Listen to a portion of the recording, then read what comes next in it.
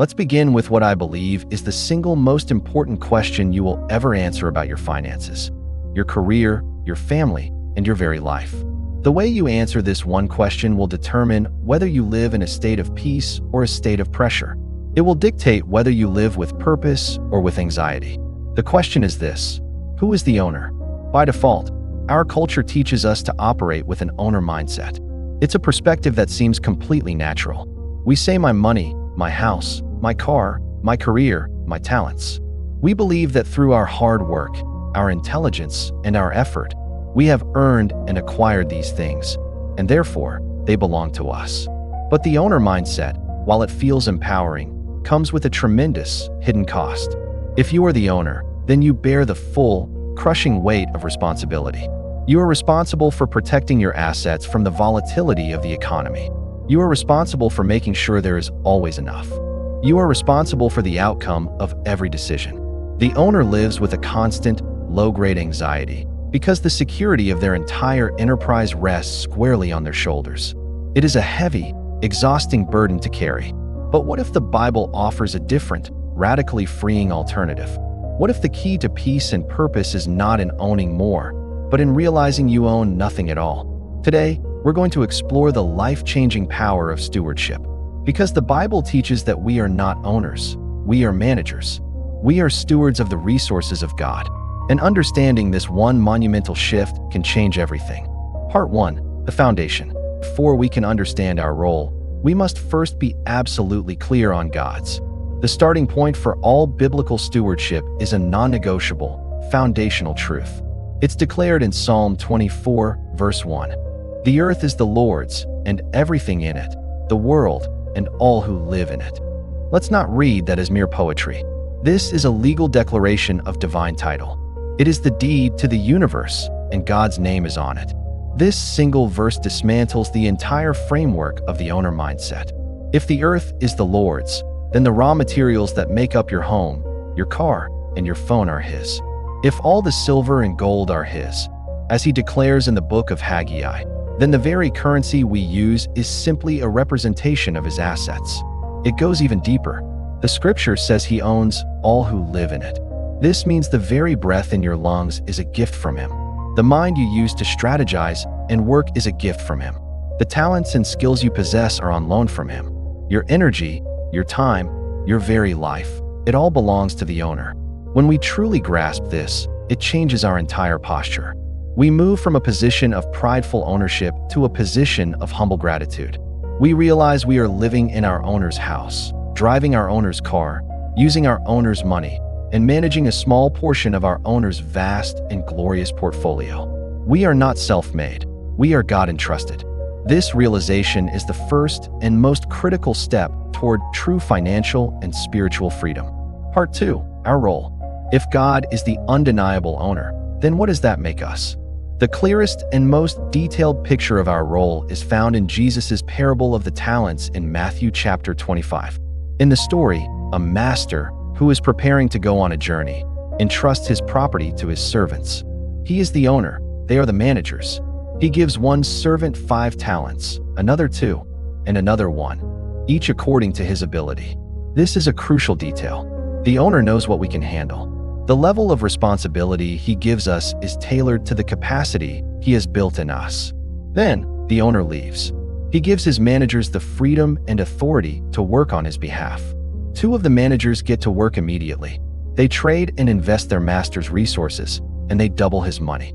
The 3rd manager, however, operates from a place of fear.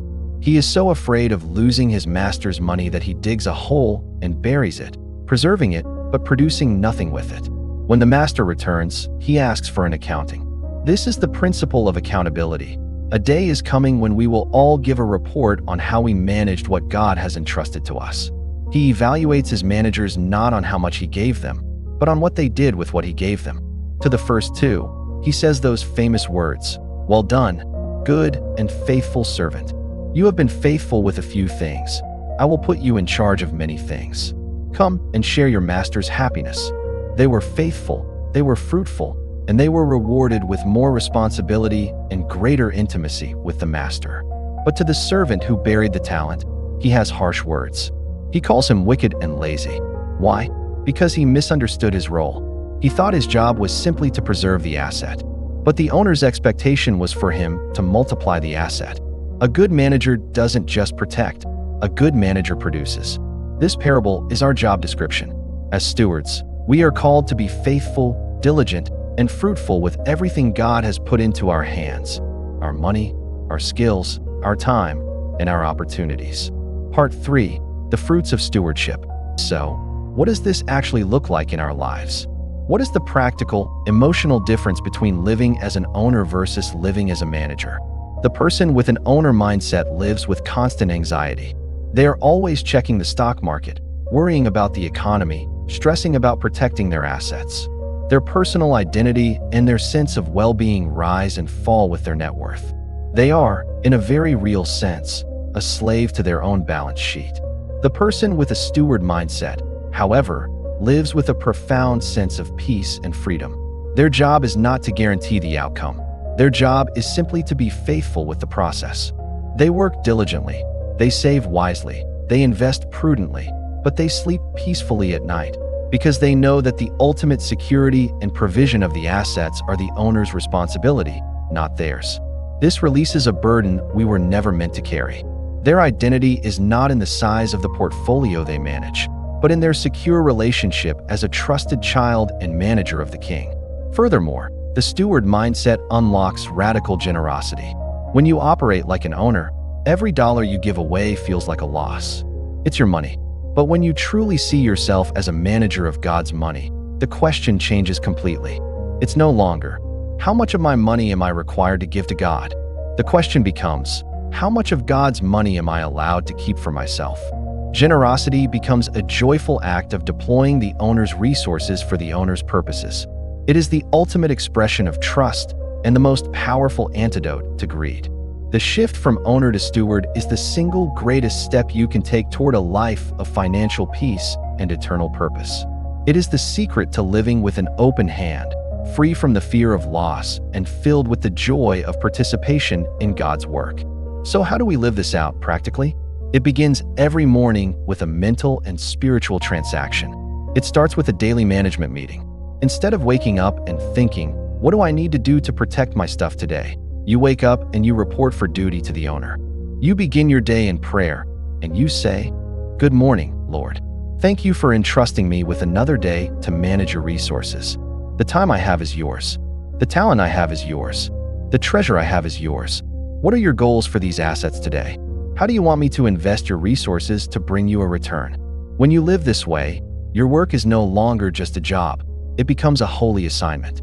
Your bank account is no longer a source of stress. It is a tool for the kingdom. You are not a burdened owner, anxiously trying to build your own little empire. You are a trusted, empowered, and peaceful manager in the grand and glorious enterprise of the King of Kings. And that is the most powerful and freeing way to live.